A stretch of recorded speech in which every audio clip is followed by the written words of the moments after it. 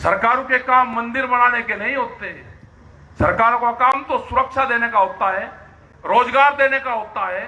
सरकार का काम तो इंडस्ट्रीज लगाने का होता है, सड़कें बनाने का होता है। 7 साल में एक मंदिर पे पूरे देश की जनता उलझा दी। भाई मंदिर किसका?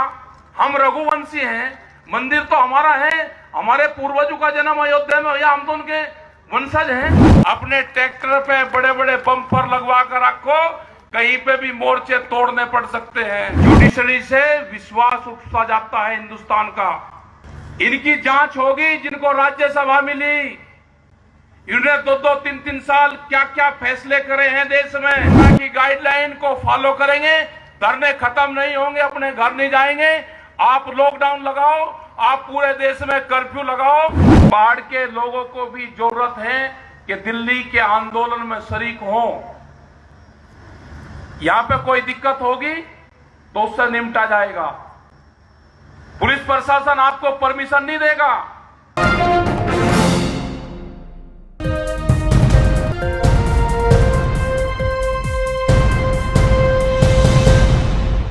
जैसे चीनी की शुगर फैक्ट्रियों को बंदरगाह तक ट्रांसपोर्ट सब्सिडी समय समय पर देते हैं, उसी तरह से पहाड़ के किसानों को भी उसके खेत से मंडी तक की व्यवस्था सरकार करे। उससे यहां के किसानों को लाभ होगा। यहां की कई सौ करोड़ रुपया की फसलें बर्बाद होती है जंगली जानवरों से। सरकार या तो उसका मुआवजा दे या कंपनी उसका मुआवजा दे, या जंगली जानवरों का इलाज करे उनका। ये सरकार से यहां पे भी डिमांड है। और यहां के लोगों से भी है कि जो कमेटियां हैं, आप पहाड़ तक जाओ। यहां पे 3 क्लाइमेट जोन है,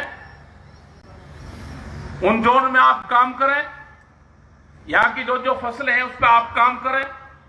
यहां के लोगों के बीच में जाएं, ये कमेटियां काम करें और पहाड़ के जो लोग हैं उनको साथ में जोड़ने का काम करें। यहां की कमेटियों की जिम्मेदारी है कि दोनों स्टेट को आप जोड़ने का काम करें, क्योंकि दोनों का क्लाइमेट जोन एक है। यहां पे अगले महीने, इस महीने के लास्ट में और मीटिंग यहां पे उत्तराखंड और हिमाचल में रखें। जो संयुक्त मोर्चे के लोग हैं, जब जब आप आएंगे, पहाड़ के लोगों को भी जरूरत है कि दिल्ली के आंदोलन में शरीक हों। यहां पे कोई दिक्कत होगी तो उससे निपटा जाएगा। पुलिस प्रशासन आपको परमिशन नहीं देगा। आगे से ये ध्यान कर लें कि आप जो भी किसान संगठन की मीटिंग करोगे, प्रशासन को इंडिकेट करोगे, इंटीमेट करोगे कि हम वहां पे मीटिंग करेंगे, आप कागज देने का। हम कोई परमिशन नहीं कभी लेते। अगर वे आपको बॉर्डरों पर रोकने का काम करते हैं तो हमारी मीटिंग सक्सेसफुल होगी। हम पूर्ण रूप से शांतिपूर्ण तरीके से अपनी मीटिंग करते हैं। बहुत प्रेशर में रहते हैं यहां के पुलिस फोर्स के लोग भी। इनकी सैलरियां अगर देखोगे, हमारे परिवार के बीच से ही बच्चे जाते हैं सारे। एक टीचर से आधी सैलरी इनकी होती है। काम इनसे 24 घंटे लिया जाता है। इनकी ड्यूटी, अगर ये कुछ काम करेंगे तो ड्यूटी यहां से हटा के पहाड़ के उस जो चाइना का बॉर्डर है वहां पर लगाएंगे, प्रिजमेंट। लेकिन जब इनके क्वार्टर बनने की बात आएगी तो कभी आपने इनका क्वार्टर नहीं देखा होगा। ये अपने माँ बाप को भी अपने क्वार्टर में ले जाते पुलिस वाले शर्माते हैं। 2 चारपाई उसमें नहीं आ सकती। हमने भारत सरकार को लिखा, ये करीब 5-6 साल से लिख रहे हैं फोर्सेस के लिए कि इनका क्वार्टर बड़ा बनाओ। आप इनसे ड्यूटी 24 घंटे लेते हो, इनकी सैलरियां बढ़ाओ, इनके वर्दी के जो पैसा मिलता है वो भत्ता बढ़ाओ। ये आवाज नहीं उठा सकते फोर्स के लोग, तो इनको दबाने का काम करा जा रहा है। 2004 के बाद में पेंशन खत्म कर दी गई सभी कर्मचारियों की, लेकिन एमपी और एमएलए की पेंशन रहेगी। देश के प्रधानमंत्री जी, जैसे आपने गैस के सिलेंडर से सब्सिडी वापसी की बात आम जनता से करी, एक बार एमपी एमएलए से भी कर लो। बहुत लोग छोड़ना चाहते हैं, आप अपील कर लो, कौन कौन छोड़ देंगे। ये देश में अब नहीं चलने वाला। एमपी और एमएलए को चर पेंशन मिलेगी और सरकारी कर्मचारियों को एक भी पेंशन नहीं मिलेगी। या तो उनकी भी खत्म होगी और या उनको भी मिलेगी। ये सारे इशू हैं, आपको उठाने हैं। ये एक जन क्रांति है। ये खाली किसानी का मामला नहीं है। ये सारे इशू रहेंगे। ये जैसे नारे लगे ना इलेक्शन से पहले कि हम देश नहीं बिकने देंगे और चौकीदार चोर नहीं हो सकता, ये तो साबित हो गया। जिसको देश सौंपा वो देश को बेचने का काम कर रहा है। सब संस्थाएं बेच रही, पूरा का पूरा सेल पर लगा दिया पूरा देश। नौजवानों से भगा कर वोट ले लिया। सरकारों के काम मंदिर बनाने के नहीं होते। सरकारों का काम तो सुरक्षा देने का होता है, रोजगार देने का होता है। सरकार का काम तो इंडस्ट्रीज लगाने का होता है, सड़कें बनाने का होता है, स्वास्थ्य पे काम करने का होता है। 7 साल में एक मंदिर पे पूरे देश की जनता उलझा दी। भाई मंदिर किसका? हम रघुवंशी हैं, मंदिर तो हमारा है। हमारे पूर्वजों का जन्म अयोध्या में हुआ, हम तो उनके वंशज हैं। लेकिन 7 साल में उलझा कर रख दिया मंदिर के नाम पे। विकास के नाम पे सरकार काम करे। मंदिर तो गांव-गांव में गांव के लोग ना बनवाए। हर गांव में शिवालय, मंदिर, गुरुद्वारे, मस्जिदें हैं। आप उस पर कंट्रोल करो। लेकिन विकास का काम आपने छोड़ दिया। ये नहीं चलेगा। देश की जनता ये पूछती है कि विकास कब होगा, हमारे फसलों के भाव कब मिलेंगे। आलू का रेट 2.5 महीने पहले, आलू का रेट आज से 70 दिन पहले 40 रुपया किलो। आज जब किसान की फसल आ गई तो 2 से 3 रुपया किलो। पूरा टमाटर का किसान बर्बाद, बाजरे का, सारी फसलों का किसान बर्बाद। एमएसपी पे अगर कानून बन जाएगा तो एमएसपी से नीचे पे कोई खरीद नहीं करेगा। ये कानून चाहिए। 3 जो कानून बने ये वापसी चाहिए। जो दूध का एक एग्रीमेंट विदेशों से होने जा रहा है, दूध का किसान बर्बाद होगा उससे। पूरा पशुधन हमारा खत्म होगा। अमूल जैसी कंपनियों ने 17 रुपए का डिमांड करी है कि अगर बाहर से दूध का एग्रीमेंट होगा तो 17 रुपए हमको पर केजी, पर लीटर हमको बोनस चाहिए उस पर, जब हमारी अमूल की डेयरियां बच सकती हैं। सीड भी ला रहा है। बीज कानून,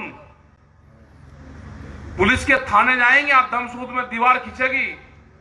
पहले महिलाएं थाने बने, बिजली के थाने बने, अब बीज के थाने बनेंगे, बीज पुलिस बनेगी। किस किसान ने अपने खेत में क्या बोया है उस पर निगरानी रखी जाएगी। अगर धोखे से किसी से दुश्मनी निकालनी है, किसी कंपनी का बीज किसी के खेत में बगा दो 1 किलो, जब वो जमेगा उसके ऊपर मुकदमा दर्ज होगा। पुलिस किसान को घर खेचू फिरेगी। किसान कहेगा भाई मेरे पास मुझे रसीद है, मैंने इस कंपनी का बीज बोया। उसने कहा कि तुम्हारे खेत में इस कंपनी का बीज है, आपने इसकी चोरी करी है, उस पर मुकदमा और सजा दोनों है। कोई सोच सकता था कि इस तरह का कानून आएगा? पत्ती जलाने पे कोई सोचता था कि पोल्यूशन के नाम पे जेल होगी? कोई सोच सकता था कि 10 साल पुराना ट्रैक्टर आप नहीं चला सकते? एनसीआर में यह कानून है कि 10 साल पुराना ट्रैक्टर, डीजल इंजन कोई भी किसान नहीं चला सकता। आपके यहां पे 15 साल है। अभी एनजीटी का दायरा और बढ़ रहा है। हर शहर में इस तरह की पॉलिसी आएगी कि शहर से 100 किलोमीटर के दूरी पे कोई भी 10 साल पुराना वाहन नहीं चलेगा। ये पॉलिसी भी आएगी। ये पूरी पॉलिसी है कि किसानों की जमीन छीनी जाए। गुजरात जैसे स्टेट में रिलायंस को 60 गांव की जमीन दी जो आम की खेती करता था किसान। वहां पर आम के बगीचे लगाए गए रिलायंस के द्वारा और वे सुप्रीम कोर्ट तक उनको हराया गया। एकाकी जज पहले बैच में भी आया, दूसरी में भी आया, तीसरी बैच में भी आया।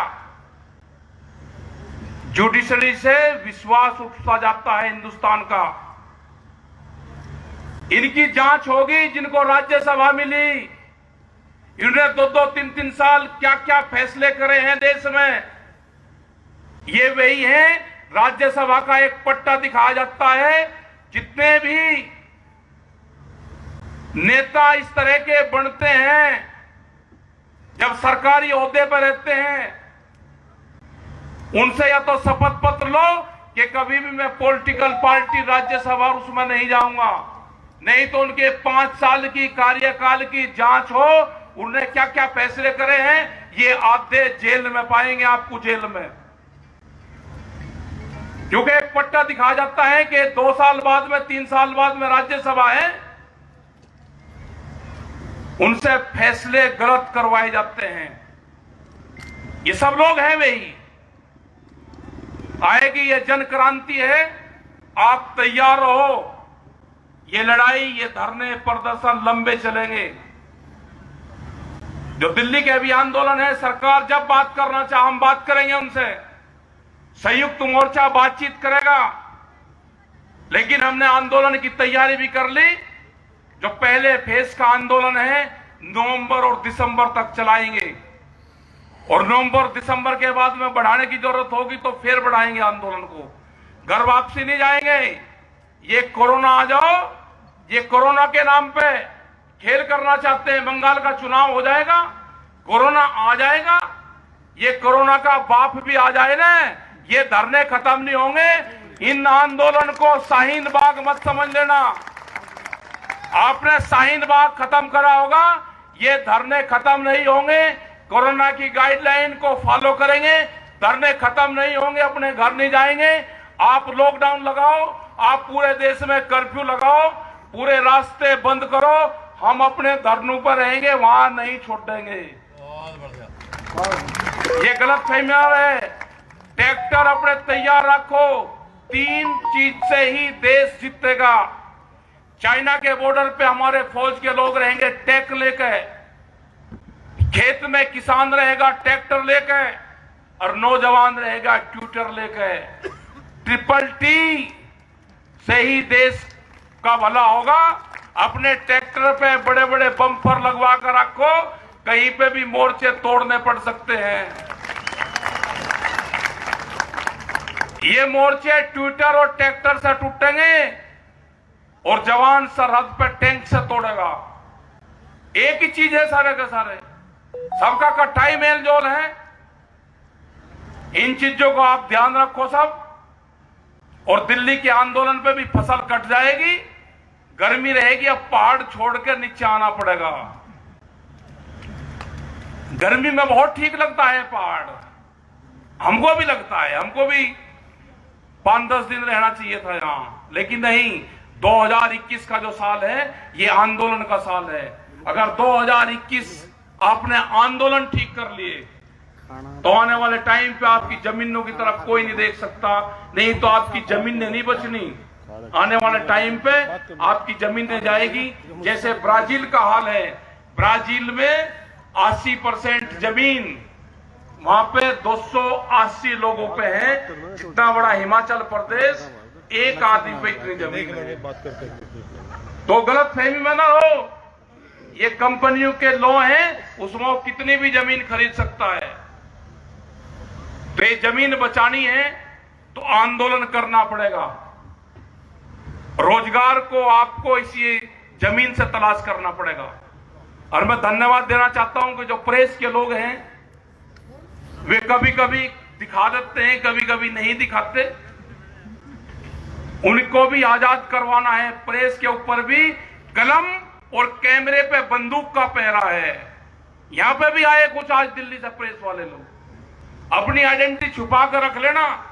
अगर ये पता चल गया कि दिल्ली की प्रेस यहां पर आई, तो आपके खिलाफ भी कार्रवाई हो सकती है। धन्यवाद है उन लोगों का कि जो वहां से आके और यहां पे कवरेज कर रहे, अपनी रिपोर्ट बना कर दे रहे, लेकिन चैनल में मीडिया हाउस नहीं दिखाना चाहता, तो आपसे कोई हमको एतराज नहीं है, क्योंकि आप भी अंडर प्रेशर काम कर रहे हो।